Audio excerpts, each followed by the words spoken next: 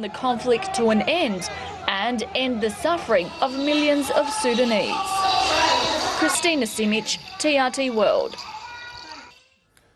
For more on this, let's bring in TRT World's Momin Al-Makki. He joins me live from Port Sudan. Momin, good to see you. So I understand that the Sudanese army has regained control of Wad Madani. It's certainly a key strategic city, but I wonder how many strategic cities are still under control of the rapid support forces? Yes, the rapid support forces until now control Darfur with its 5 states. The RSF also share their control over Kordofan, 3 states which are North Kordofan, Western Kordofan, and also Central Kordofan. All these areas until now are on the hands of the RSF.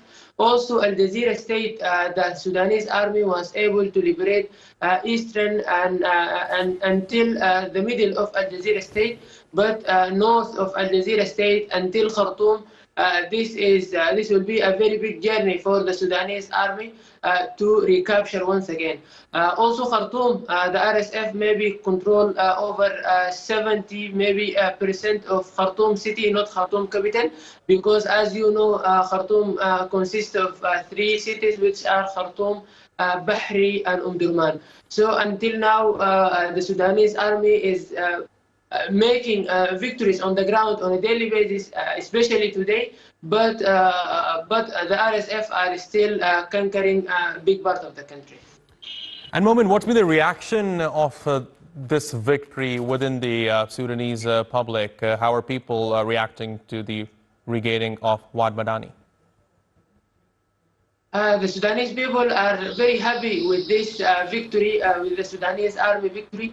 Yesterday we saw them, hundreds of them on the streets of Port Sudan, on the streets of Atbara, on the streets of even Khartoum in Durman city. Even the Sudanese people outside Sudan, in Egypt and in Saudi Arabia, they were happy and they manifested on the streets. Today also the Sudanese people were happy with the Sudanese army capturing 5 another villages in Aljazeerah, capturing Ruwaba in North Kordofan state, and regaining some areas around the armed forces in capital Khartoum.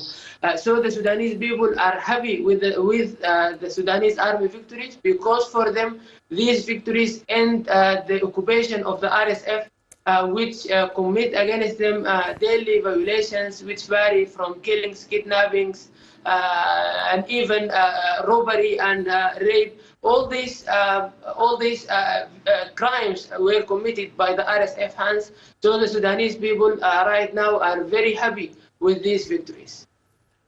Momin, before I let you go, understandably, when the war in Sudan began back in April 2023, there was a lot of media attention, and at the time people were getting the latest updates about the war on a daily basis. But of course, a lot of things have happened over the past 1 year and a half. There is a war happening in Gaza right now, an onslaught happening in Gaza, and you have elections in the United States. So the focus of the world did shift from Sudan to a major extent. So just help our audience, just remind our audience one more time, what is the current state of the war? Who has an advantage? Who is losing the war right now? What's the latest in terms of that? Yes, true. As you have mentioned, the Sudanese war right now is a forgotten war because of the war, as you mentioned, in Gaza and the war in other areas globally.